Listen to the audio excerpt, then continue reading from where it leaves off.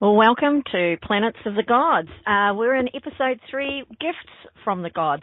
We've had these wonderful things, items, unexplained bits and bobs showing up for a very long time. We're going way, way back here, not just recent times. And interestingly, we're in a difficult time because with so many fake images and videos, etc., it's easy for individuals to get into the game of, dissing stuff that they've never seen, haven't been near, don't have the actual research or the papers written or whatever it is that's been shown or seen, to simply get viewership or advertising or whatever it might be, simply because they don't believe something. And yes, it's a free world. We can sit there and we can go, I don't believe that. However, the tendency is to act as if there is evidence to the contrary. So I'm really interested in looking at these things and then, decide for yourself what you believe about it, but don't dismiss research, science, NASA, whoever's looked at it and come up with an answer or a lack of an answer. They're probably not trying to hoodwink us, I don't think, because there's no merit in doing so. In other words, the tendency's been for all of these organizations to err on the side of it's man-made, it's mankind, we mightn't be aware of it. But whichever way this goes, we keep pushing the envelope because modern technology has allowed us to discover things that were essentially undiscoverable without the technology. And then we have a look at certain things like the ancient story of the Torah, which isn't a story, I suppose it's supposed to be a Bible, but there's a strong belief in its predictive abilities. And the interesting thing to me was that this belief is millennia old, and there are Jewish scholars who do nothing but try to interpret, reinterpret, and hunt out the hidden gem or the hidden gift within the Torah. And it took Dr. Stone to do that because it couldn't be done until you had a computer. So there's a question right there. Why was the belief so strong for all of this time that there is a predictive message within the Torah, that you can't just read it for what it is and then accept it for what it is? Why is it such a strong belief that there's something hidden in that? And so we're going to have a bit of a look at that in our next episode. We're going to have a wee look at certain writings, certain scripts, certain things that have unexplained origins, or they have an intense interest that is so bizarre, really, when you consider the religion itself, or when you consider an order, or when you consider what's going on. Where did it come from? Why are we so caught up in it? Why were we so caught up in it? It's really hard for me to believe that intelligent human beings, regardless of whether they had, technology or not, it's really hard for me to believe that these people were also absolutely stupid. Now, I can look in a modern world and go, yeah, okay, so we've got this religion thing. It's been running around for a couple of thousand years. It wasn't running around in Christ's time. Catholicism wasn't running around then either. So we've had these religious sects break things down. What was originally spirituality became religion, and that in itself is a bit of a shame. But it was a marketing device. It was a tool, and it was a threatening tool that started essentially in Europe and just kept on going and hasn't gone away. Now, even with that level of fanaticism that is in the modern world with religion, even the level of misdirection and unbelievable behaviours in association with a belief in a God, even then, these areas of religion aren't more sophisticated. If anything, they're less sophisticated. They don't provide. The question is it gets stuck in my throat. Why is it humanized? Why is it not, why is it not something that's completely different to what humans look like? Why is the God themselves always depicted as omnipresent, but always in the sky? I mean, it's an interesting question for me. And then, of course, we've got the original word for heaven, which when I learned this, blew my mind all those years ago, that in Hebrew, heaven meant sky. That the word that we translated into heaven meant sky. Didn't mean heaven as a subjective, but incredible place where everybody's sort of bouncing around on fluffy clouds, where there's a benevolent God sitting there ready to wave his wonderful arms and hands over you, where he's influencing every part of life.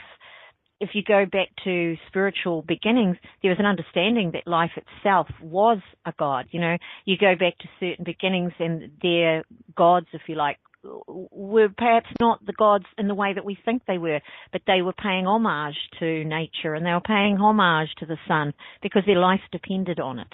And it makes sense to me that you make an offering. We talk about that now. You know, you make an offering to somebody.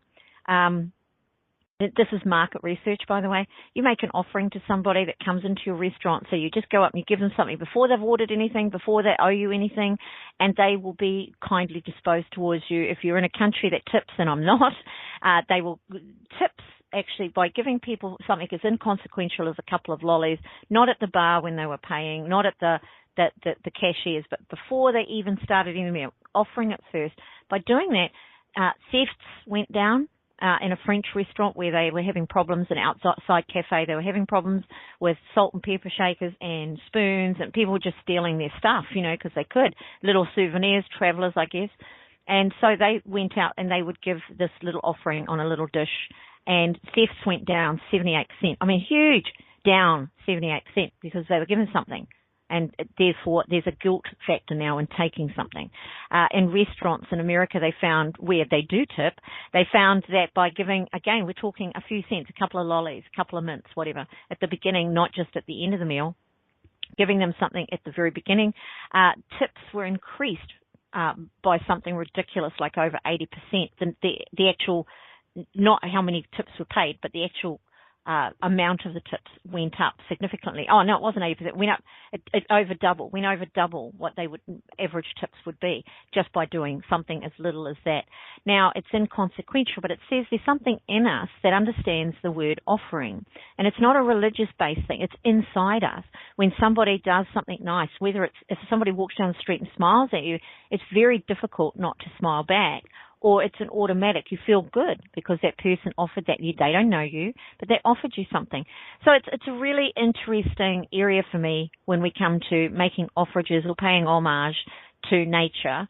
You offer something to get something back. It's or you offer something small and the reward is greater coming back.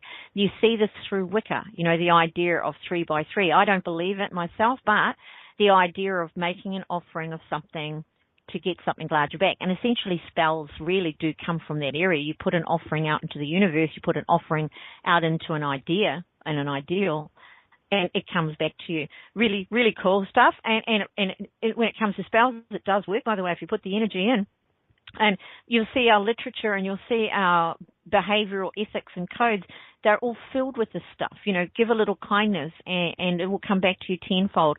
Now, the kindness may not come back to you tenfold, but it may do, and it may come in ways that you don't appreciate it or at times that you don't appreciate it. But it's an interesting tenet that for millennia people have lived by, small offerings. We wouldn't even have monks if you couldn't offer them something. If you go to Asia, the monks don't cook for themselves. They don't do anything for themselves. It's all offered by the people to curry favor with the gods. Why would we do that? Why would we even think that as an intelligent race of people? Why would God give us stuff? You know, if you believe in the religious gods, if you like, they wouldn't give us stuff. If we've got this omnipresent God, clearly making an offering to the God makes no sense.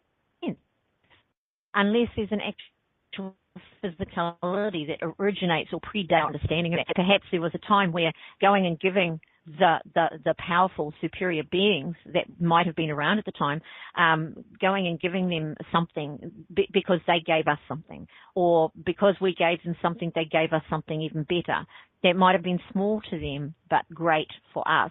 It's an interesting thing because when we look through all of these little bits and pieces, that little tastes and little tidbits, when we look at those, it's very strange what we've been given if you look at it from that perspective. You know, we were given a little bit of technology, we were given a little bit of how to, more than we were given items, if that makes any sense. And there's some really interesting things that have been overturned in recent years. And I like the fact that, we've got these scientists and we've got these researchers. And in particular, we're going to look at one who was castigated horribly in Bosnia. And so we'll look at him at the end here, and by other scientists. And I'm like, well, if you're a scientist, why would you go jumping in knees, boots and all to rubbish a scientist? Because if he's validated at any point in the future, you look really dumb because you didn't have the facts in hand. You weren't there. You were just basing it on some kind of weird idea. It doesn't make sense to me. So we get back into this, the gifts of the gods. So these artifacts, these items, we probably could fit another show, but through Christianity, through paintings, spheres in actual fact are painted in a lot of Christian or religious artworks. Why is the question? Why? We've got Ezekiel again, and we've got his chariot that he envisioned, that he saw in his mind's eye, I believe, because they were called Ezekiel's visions. But, okay, so we step back. What if he saw it for real? What if it was real? What if it wasn't a vision?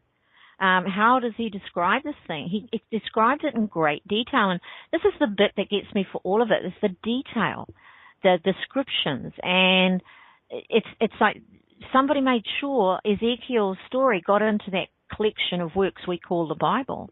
Somebody made sure of that, because there's a certain amount of vision and there's a certain amount of prophecy in the Bible.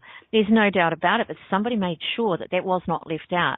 And so who was that somebody? Who chose the text? I mean, you go to how the Bible came together, and the emperor that pulled it all together and told all of the religious leaders, stop your fighting, let's get one book out there, let's sort this out.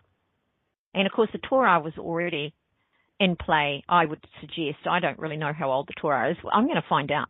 But the Bible itself, as we know it, as it was put together, although ours is compiled or written a little differently, I guess, because it's in English.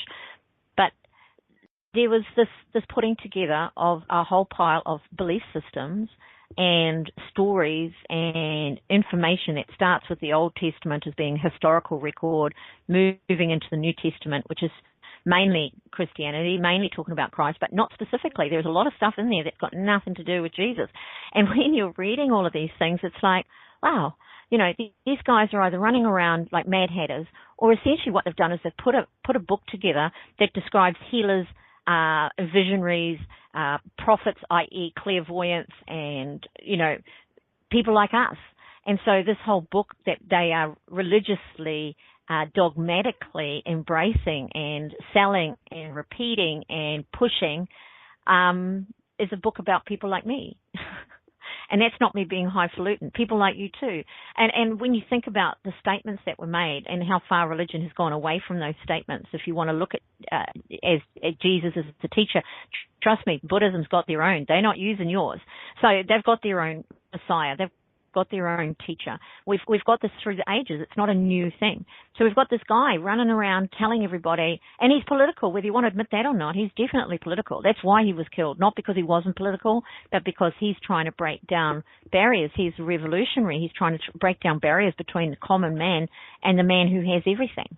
And people are listening to him. So the danger in that time is that those people might rise up against the emperor. They might rise up against Rome.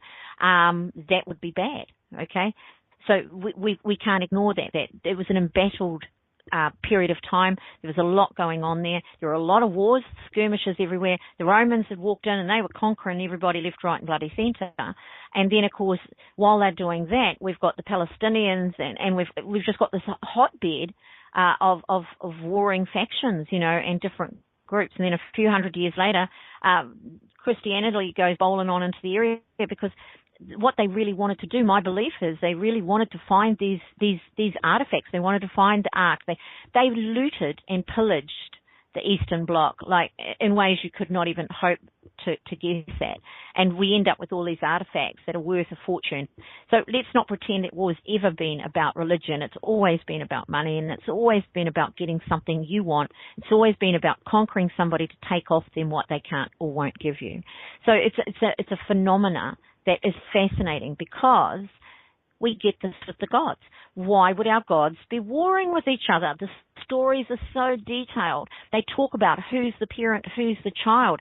None of it adds up if we're genuinely talking about something surreal, something like the gods. It makes no sense to me.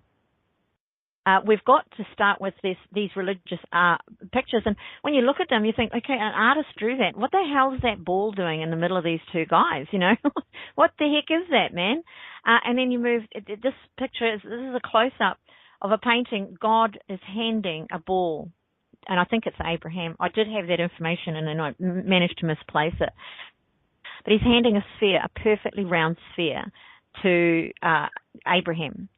To take care of, to hold. Where did that come from? There must be texts describing this. There's stories describing this. And that's where these artworks come from. So find that blasted story, whether it's in the Bible or wherever it is. This is what's going on here. Really amazing stuff. Then we go to the Bet sphere, and I'm going to spend a bit of time talking about the Bet sphere because I have a lot of information around it, but I've got a few photos that show spheres showing up in other places. There's not so much information about those, but this one is really well documented. They were photographed. You can go and have a look. Betz is spelled B-E-T-Z. The Bet sphere in the 1970s. This is let's make something really weird. It's not going to be easy to do, and it's going to be tested. But interestingly enough, of course, it hasn't decayed, and nobody knows where it is apparently. So, this is such an amazing thing. To this day, it's a mystery. Now the mystery is where the hell is it? But it tends to be called the alien sphere. Quite a fascinating thing. I mean, you look at it; they've got their hands on it. Look at the size of it. They found it. That's what it looked like without the glimmer and shine. Without the shiny shine. It was found like that in the woods after a fire. Oh, we go back. That's another one, and it's got a different thing going on anyway. There's this whole interesting thing to the sphere. So they're calling it the alien sphere, and it was discovered in 1974. Now, after a number of tests, experts concluded that the object was a magnetic sphere sensitive to magnetic fields, numerous sound emissions, and mechanical stimulation. I mean, really, how does a metal ball have all of that going on? The sphere was able to withstand a pressure of 120,000 pounds per square inch. This thing was tested by NASA, people. Therefore, it was put under, they wouldn't have cared if they broke it. Concluding that it was composed out of stainless steel, they decided at the time. This is the 70s. Specifically, magnetic ferrous alloy 431. It is just one of the many objects that have been discovered, let's face it, on Earth, completely defying explanation and reason. And there are plenty. There are places, and we're going to look at those, that everybody throws their hands up and goes, one, how did they do it? Two, why did they do it? When we've got those questions in play, then we're saying there's something out of order. There's something out of order for that period of time. There's something out of order in our understanding of the history of the Earth. There's questions around that. And one of the questions could be, where did these things come from? And I'm reminded also as we look at this that fairly recently, and a lot of this is going on, people are seeing in the sky. There's in Mexico. You can go and find it on YouTube. Do find the original. They are speaking in Spanish, but they are. It is. What do you call it? It's got English subtitles, and you will see the actual footage that the Mexican government or the Mexican Air Force decided to release to the public, in all which is what America doesn't do, right? So they've just released it. Bang, make up your own mind. Just get out of our hair. We don't want to be fielding your questions. And fair enough. It was all over the news, all over telly, and it's on YouTube now. I think there were 9 or 12 spheres, and they're in an aircraft. And I just I've got to say, there were certain scientists come out at the time and they said, it's a gas bubble, it's this, These guys are flying around in the sky all the time. They're not stupid. So I dislike that whole attitude that people that are describing these events, or in this case, we could see it for ourselves, are being told something that as soon as you see the footage, the explanation is incredibly stupid. Not from the Mexicans, by the way, but from those that had seen it and those on the news. It was just like, go away, you look stupid. What are you thinking? So here we go. If you go and have a look at that, they are spheres. So this is where this is coming from for me. These spheres are flying around in the sky. They're flying faster than a fighter plane. They can change directions, go backwards, go up or down, and you're watching them all do this. And they are flying across and under and around these airplanes, these fighter planes. Now, what the hell are they? They look like lights. They look like they're moving freely. They look like they've got definite direction. The pilots are saying that they definitely have direction. They are not random. They're not just floating around out there. So they're not gas bubbles and they're not weather balloons. So go and have a look at that. Go and look it up. Mexican pilots see UFOs is probably going to find it for you. Really fascinating. And then if you've had a look at this, it gives you pause. It makes one think. All right, maybe this is what these spheres are that are popping up all over the place, because surely if they can fly around, they may have a limited life. You know, I'm only guessing here. I'm not going to pretend I know, but perhaps they are released, sent all the way here for a bit of a look-see, do whatever it is they do. If they can emit sound and if they can receive information and hold information, you've got something very interesting right there, right? At some point, maybe they just run out of poof and fall to the ground after they've done their job. Or maybe most of them find their way back, and now and again something bangs into a tree. You know, it's got to be able to happen if it can fly. So we've got these interesting things. But the BET sphere was put through all of this testing by NASA. It was given this, you know, incredible series of tests to see what it could withstand. And so, you know, what they seem to have come up with is that, okay, it could be extraterrestrials, or it could be time travelers, or it could be lost civilizations. The only question I really have for any of you is, which is the most believable, and why is that the most believable? Is a time-traveling human more believable than an alien? It doesn't make sense to me.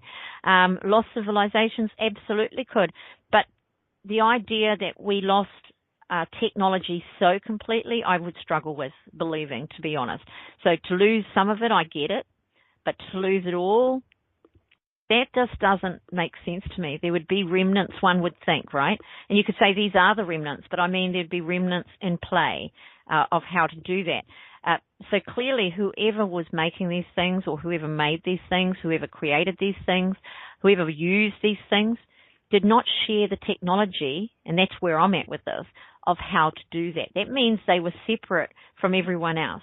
That means they held themselves separate. While they would give us stuff, while they would show us a couple of things, they kept it very simple, what we were given, and kept the main ability to themselves, or they had the machinery and took it with them, whatever that case may be.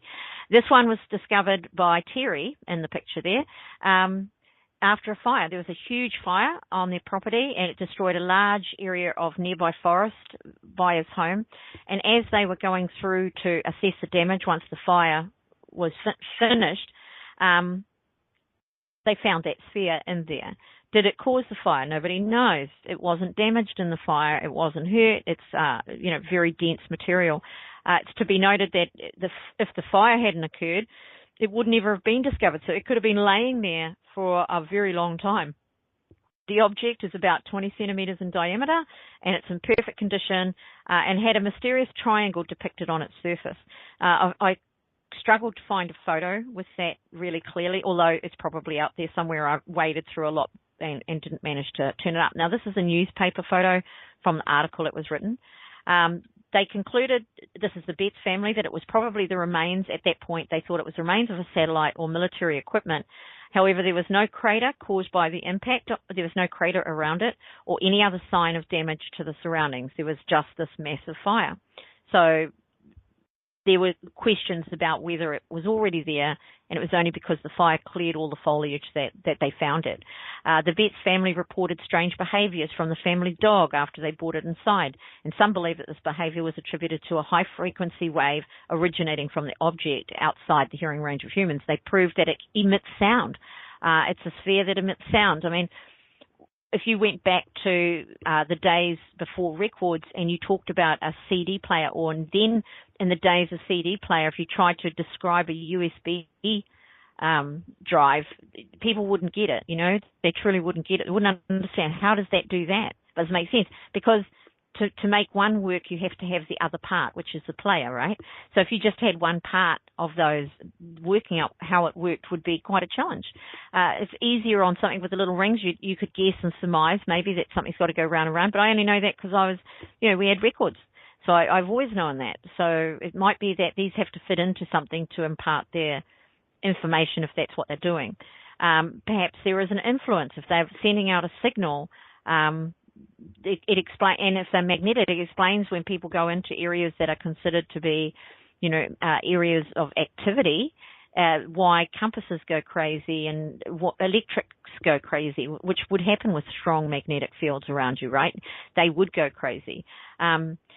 This is all pretty strange, really, but the family also reported that if the orb was placed on the floor and pushed, it changed direction by itself and returned to its starting point. It reminds me of those, I don't know if you can remember, those little baby toys. There'd be a soft, fluffy toy on the outside, and inside would be a ball, and inside that would be a weighted ball, and you could roll it, and it would turn around, right? It wouldn't necessarily come all the way back, but it would turn around or it would go left or right. So this is suggesting that there's something like that in here, which actually later on gets proven. It rolls away, then stops. So what, she said, just wait a minute. This is Mrs. Betts showing a Jacksonville Journal photographer who we're looking at their photo. He's going, so what? It rolled and then it stopped, so what? And then she said, this is his account, just wait a minute. It turned by itself and rolled to the right about 4 feet, and then it stopped. Then it stopped. That's the bit right there. So a little ball inside a ball, once it stops, it stops. Then it turned again and rolled to the left about 8 feet, made a big arc, and came right back to my feet. We're talking about something very interesting going on. Furthermore, a strange sound could be heard coming from inside the sphere. All these statements were corroborated by the reporter from the Tampa Bay Times. So we haven't just got one person's account of maybe or maybe not. We've got other people that have witnessed this, written articles about it. The United States Navy as well as NASA have had shown an interest when the sphere was found, and even though the family refused to give the sphere to the Navy at the beginning, they ended up delivering the orb to the Navy due to the many unexplainable phenomena surrounding it. And it's never been seen or heard of again, by the way. Thank you, Navy. Chris Beringer, spokesman for the U.S. Navy, after receiving the sphere, said, our first X-ray attempts got us nowhere. We're going to use a more powerful machine on it and also run spectrograph tests to determine what metal it's made of. There's certainly something odd about it. The more tests that were performed, the more perplexed people were, the more confused they got. Further tests revealed that the space balls, they were calling them space balls by now, shell was around 1/2 inch thick, and that the sphere was able to withstand, as I said, pressure of 120,000 pounds per square inch, concluding, I read that, but sorry about that, magnetic ferrous alloy, yeah. So stainless 431 is a machinable and workable steel with added nickel that toughens it while eliminating unwelcome delta ferrite. Anyway, that's aside from the point. Interestingly, this alloy displays improved corrosion resistance and toughness as a quench hardenable stainless steel. The reason I'm telling you all of this is stuff.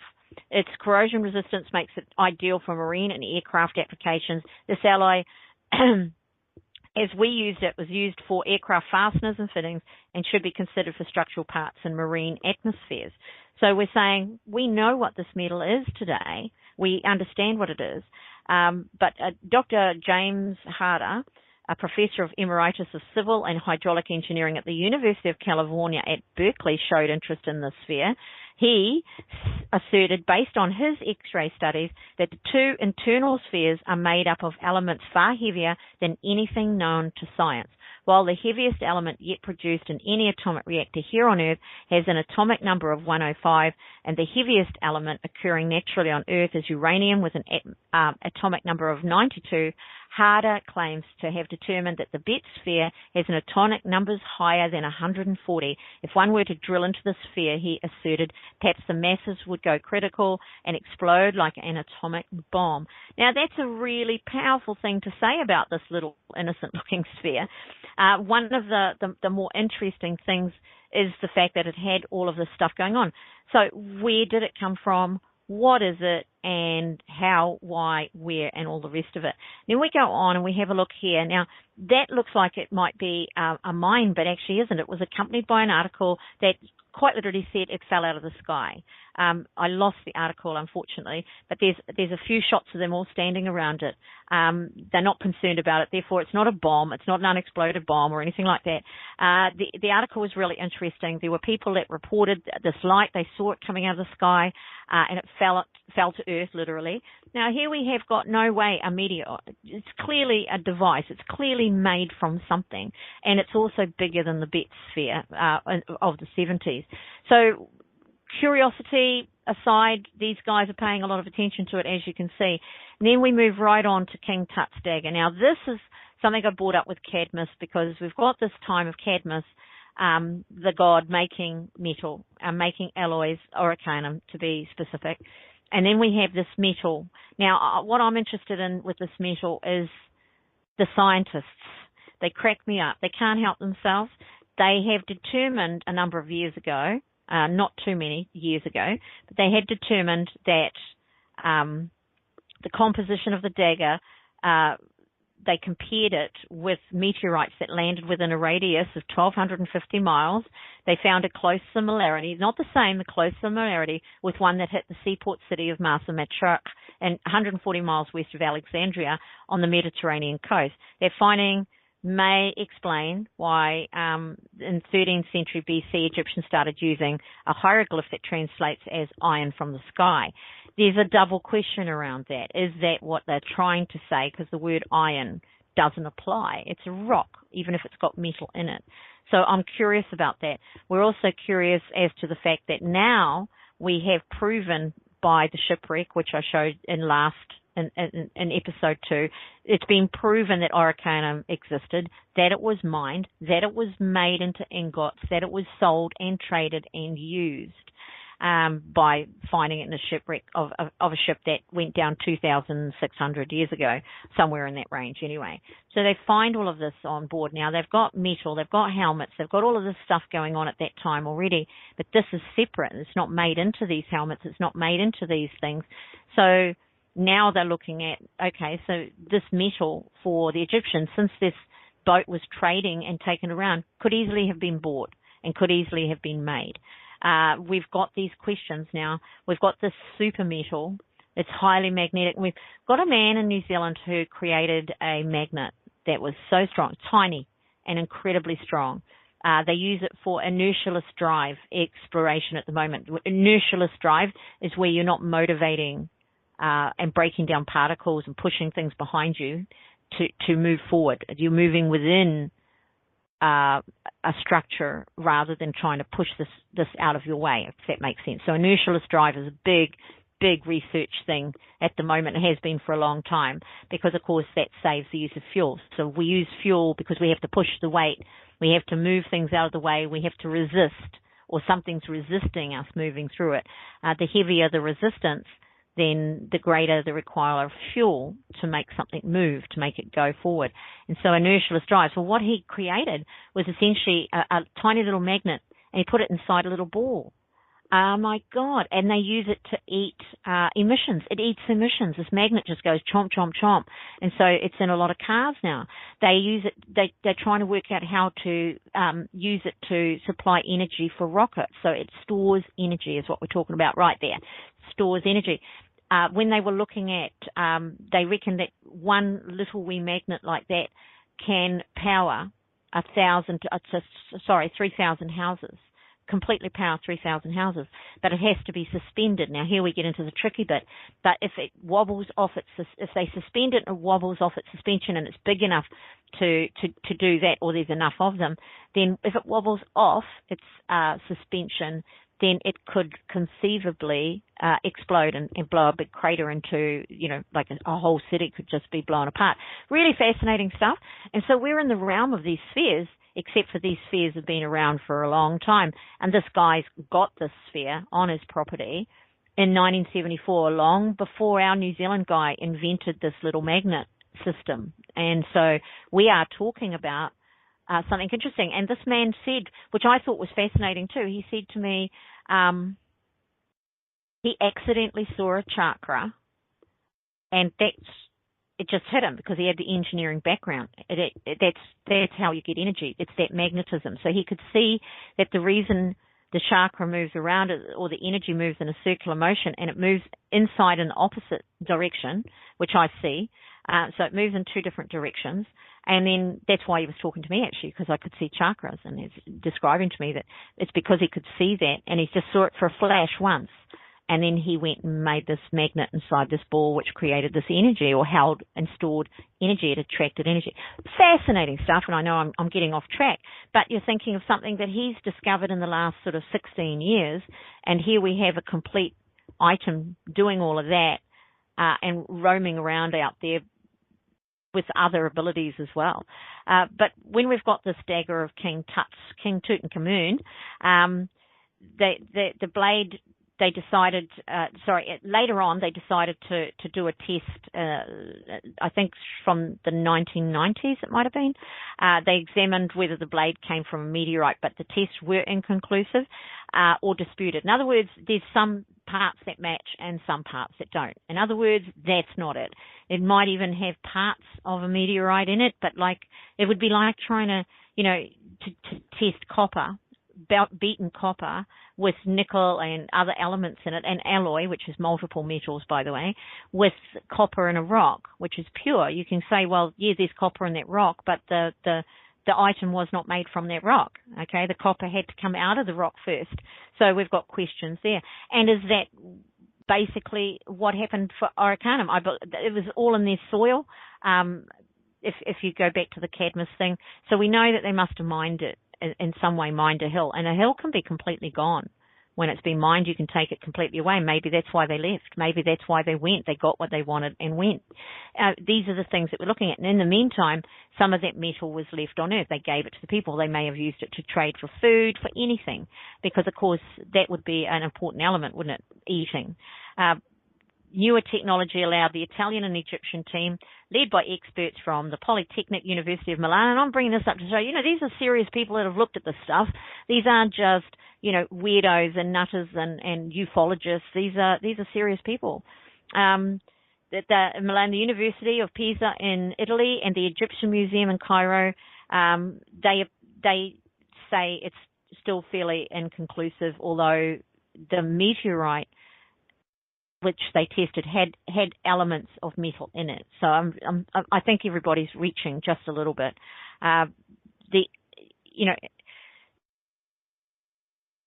The ancient Egyptians and other peoples, they knew that meteors fell from the sky on occasion. I don't think they were stupid enough to mix that up with a flying ship or, this is the bit where I go, guys, they had eyes. Over the years, they would talk about that. They would pretty much know what it was, and they would have found them. I don't know. It's crazy to me to assume otherwise. There's this one knife in King Tutankhamun's one dagger in his burial chamber, which meant it was very valuable to him. It was something that was to be heralded and looked after and lauded over. And if you recall, when we were talking about the value of Arcanum, it was second only to gold in value. That means it was more valuable than silver, was more valuable than other metals. So that makes it a treasured item, and he only had one of them. It's a very interesting area, and it's certainly something not to be ignored and seen as the possibility that it's a gift of the gods, that he was given the gift of the dagger, perhaps, who knows. What I do know is that it's certainly worth the question. These other daggers, and there's a cover and these daggers, you can just see the total difference in the color of the metal, but even the working of it, how beautiful the working of it is, pretty impressive stuff, really. Then we move to Bosnia, and Bosnia's got a fairly recent history for pyramidology. I don't know if you're aware of it or not, but wow is all I've got. Now, what's interesting about this is, again, scientists come out and they say very stupid things at times. So we've got the Bosnian archaeologist Samir Osmanagic, that one. He claimed that these balls, and if you're looking at this ball, are top deeply buried pyramids, and really powerful thing for him to say, considering he's found pyramids, This is 2016. We're looking at this ball that was found, and they found other ones. He says that a spherical rock discovered in the forest near the Bosnian town of Zavadici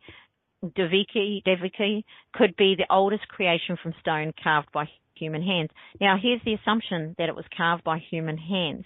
And when you have a look at these things, it's a possibility for sure. We can't say it isn't a possibility, but they're pretty round. They're pretty perfect. And so we know we can make a pretty nice sphere by hand, and we can sand it off, and we can use all of this equipment to make it perfect today. I'm not quite sure that was available to them then. And also, you're looking at these rocks have been underground for a long time, so they've got growth around them that actually makes them look a little less perfect than they actually are. So when you look at the perfection of those, we've got spheres all over the world, by the way. That's not a new thing. There are photos, you can go and find them. All over the world, spheres are found. There's a big question around these spheres. But his claim that it might be the oldest creation from stone carved by human hands becomes questionable. Carved by hand is questionable, but they're definitely what he's seeing is maybe the oldest creation that has been found to date. And so now again we're shifting the balance of this. They are made of rock, and there was, in actual fact, a whole lot of spheres that were destroyed in the 70s because some story rumors went around that they were filled with gold, or there was gold inside them, and so a whole pile of people went and smashed them looking for non-existent gold inside them through the 70s. So it's like, wow, people are dumb. Even though these claims have been subject to some mockery, the Bosnian government has, in fact, provided the necessary financial backing for this project of excavations here, because he believes that there's this huge pyramid underneath it, or a number of pyramids underneath it. There's this president of the European Association, he's the guy I'm gunning for. He rubbished the excavation as total absurdity. As per a report by the Telegraph, Harding said that there is some genuine archaeology on the hill, and I'm told it's medieval, possibly Bronze Age or Roman. This is, I'm told, I'm looking at a picture, I haven't been there, guy, saying it's absurd. But the speculation that there could be a 12,000-year-old structure beneath is a complete fantasy, and anyone with basic knowledge of archaeology or history should recognize that. Now, that man's going to have to bite his tongue because there's the amount of information about this, and I'm going to show in a second, is phenomenal. And I'm like, why would you be so stupid as to come out and rubbish somebody who's as skilled and as well known as you are? There's a lineup of critics basically poking at Dr. Osmanagic, and it's like this strange thing. You know, Mandy Edwards, another one from the University of Manchester School of Earth, Atmospheric and Environmental Sciences, she claims that the sphere, in fact, may not be man-made at all. Now we're starting to look at things that are interesting. Describing the process of concretion, he says that the sphere could have been formed due to precipitation of natural mineral cement within the spaces between sediment grains. Doesn't make sense. Again, we're going, really? Because when we move to our next picture, I'm looking at these people and listening to what they're saying. So, yeah, it may not be man-made. It may be something else, but there's this super hesitation. We've got these pyramids. Now, they're actually there. They're proven. This is interesting because they were deliberately hidden. And there's science here. It's not a maybe. And they're dotted, and they were really discovered to be pyramids by using satellite pictures. And the satellite pictures, when they first came out, I was fascinated by them. They were on our news. I don't know if you saw that. But I was fascinated by them, and they're showing you exactly where these pyramids were. Boom, they went in and they excavate and they find all of this stuff. There are balls, there are spheres. They've got a massive amount. But the interesting thing to me is they say they were deliberately hidden. So they built a pyramid, made it beautiful, and deliberately covered it with dirt and growth. And I find that, why? Why would anybody do that? There's a question in here that nobody, in all the articles I've read about this, nobody's actually gone, why would they cover it in dirt? As they said too, the pyramids in Egypt were all covered in sand, by the way. I don't know if you're aware of that. When they were first discovered, primarily they were totally covered in sand, and the scientists of the day sort of suggested, oh, well, that was naturally done by the sand moving, but it doesn't make sense that they were so completely and so well covered and never exposed, basically. How does that happen? You've got cities and towns there today, it doesn't happen to them. You know, it's like, Some of it may be, but you'd expect bits to stick out. But these aren't covered in sand, and you can't pretend that the dirt flew all over them. The height of them is phenomenal. Look at that. So if you're looking at this picture here, you see the village below, the city below, and that pyramid is enormous. It's absolutely phenomenally huge. So, ba-boom.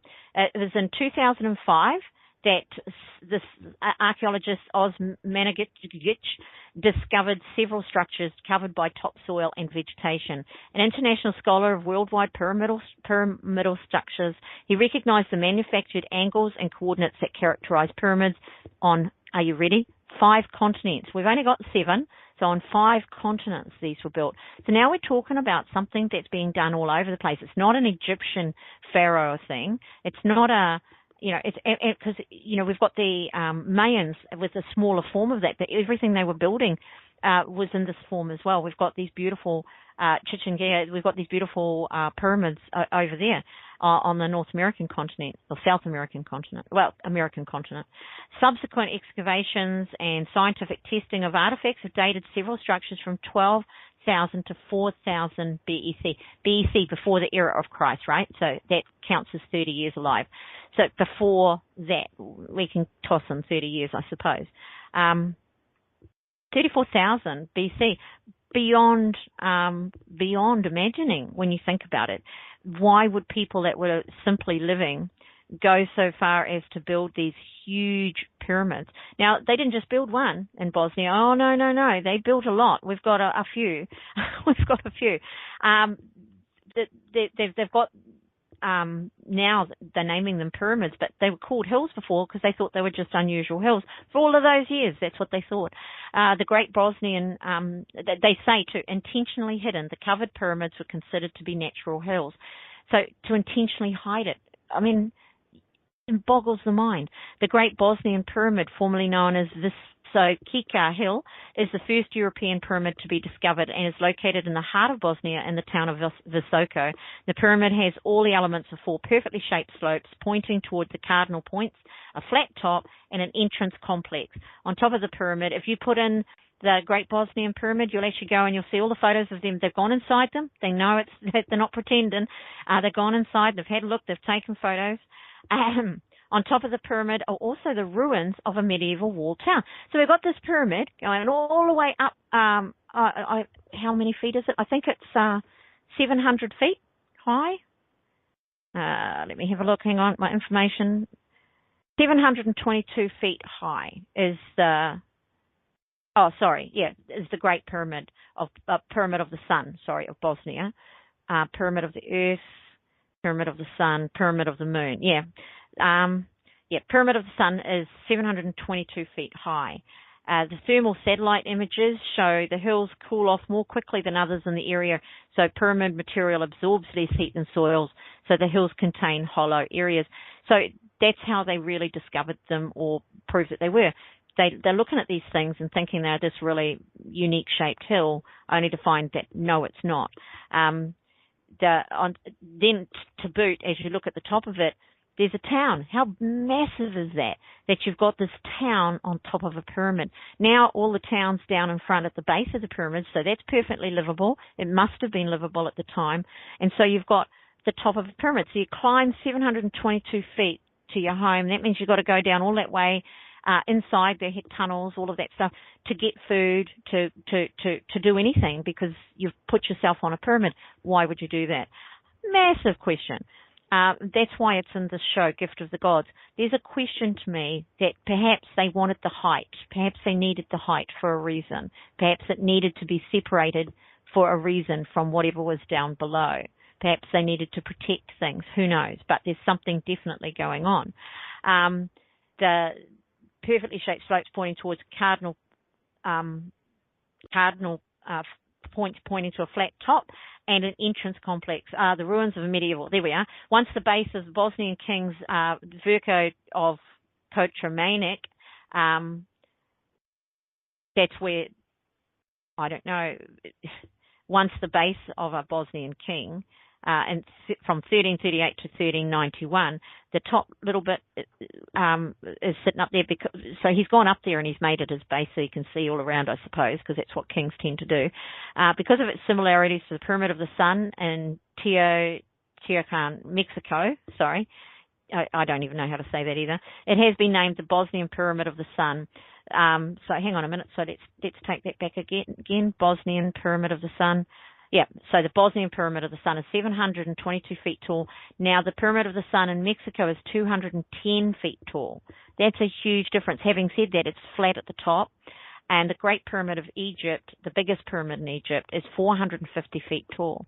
So this is nearly double the size of the largest pyramid in Egypt. This is enormous structure, fantastical structure, and it's in 2 or 3 separate layers as well. Beyond amazing. In the same valley, they found 4 more ancient pyramid structures, and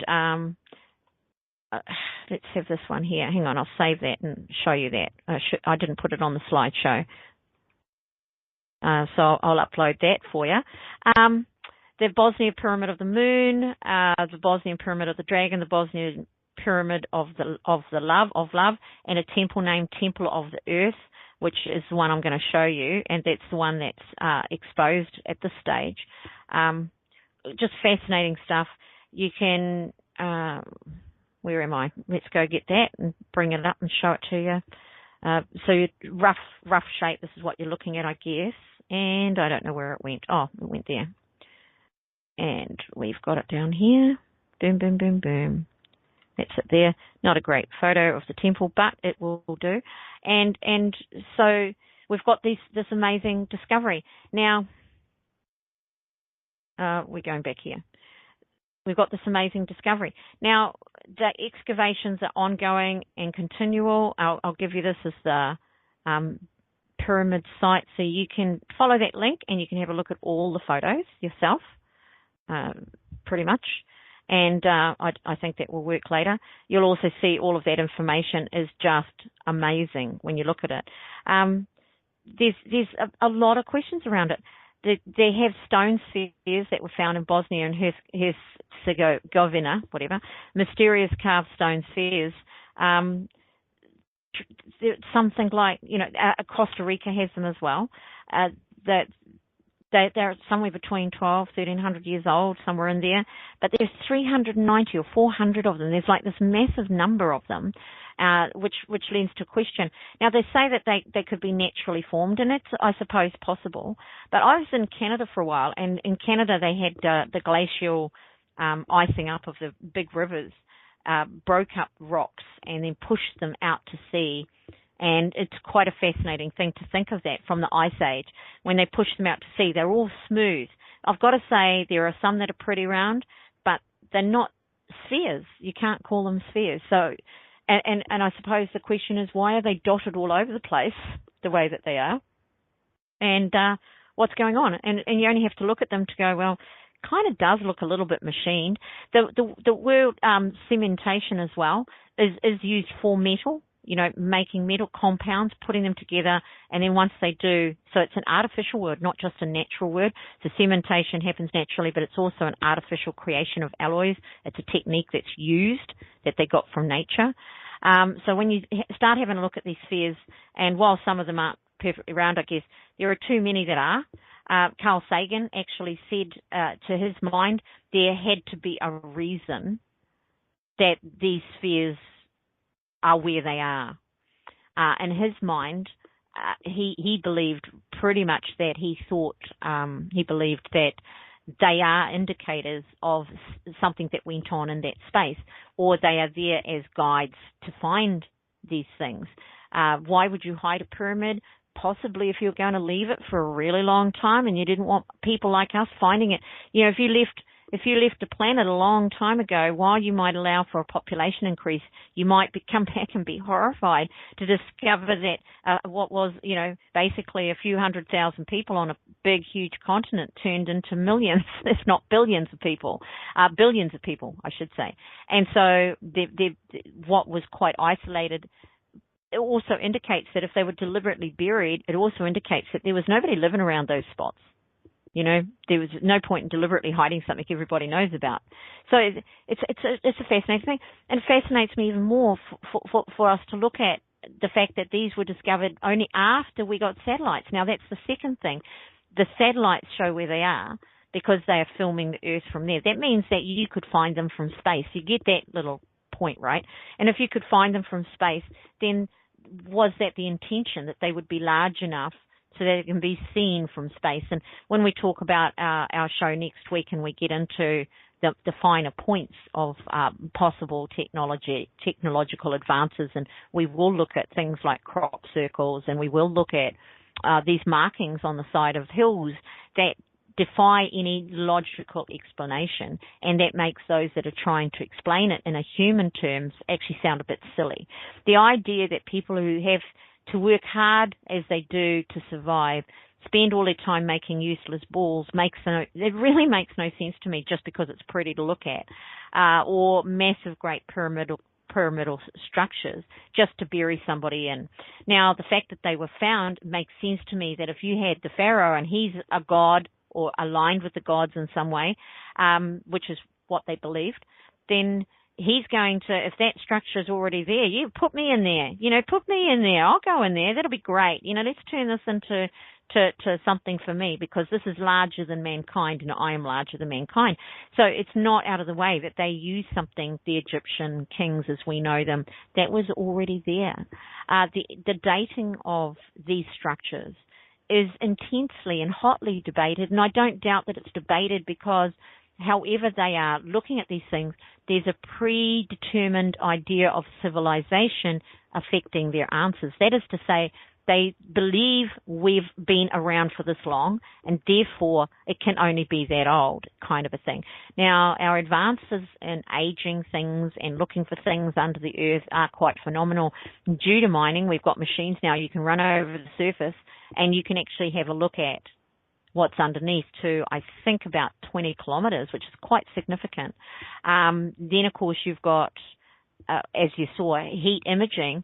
They've realised, because the Earth heats in a particular way, if you use heat imaging, you can see cold spots and you can see hot spots and you can see things that are working differently. By looking at that image, you can also see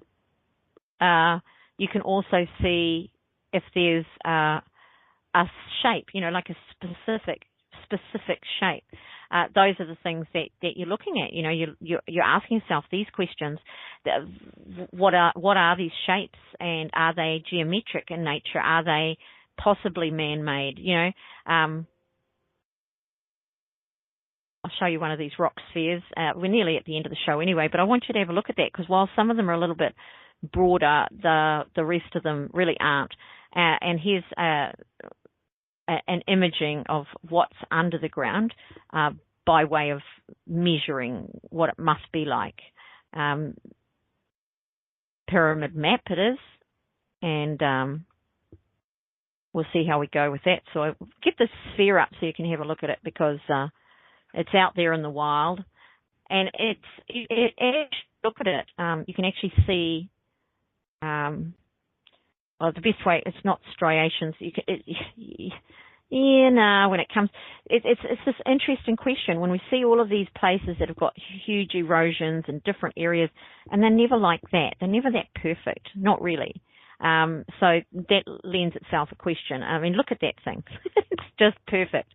It's too perfect. And I think that natural cementation would have natural variances. I can't imagine it being otherwise, and I could be wrong, but I can't. And of course, here are the pyramids, how they look under and what's exposed. There we go. There's the excavations that you can see above the ground, and that is mapped over them is actually the satellite photos of the area. And so these are underground. And so the black line across the tops, soil, and that's mapped underneath what they've picked up with heat or thermal imaging that they can see. So it's quite a fascinating thing that they are under the ground that you're looking at. Huge, absolutely huge, because even as they were looked at with dirt on them, they were thought to be mountains. Not a rock, not a hill, but a mountain at 722 feet. That's enormous.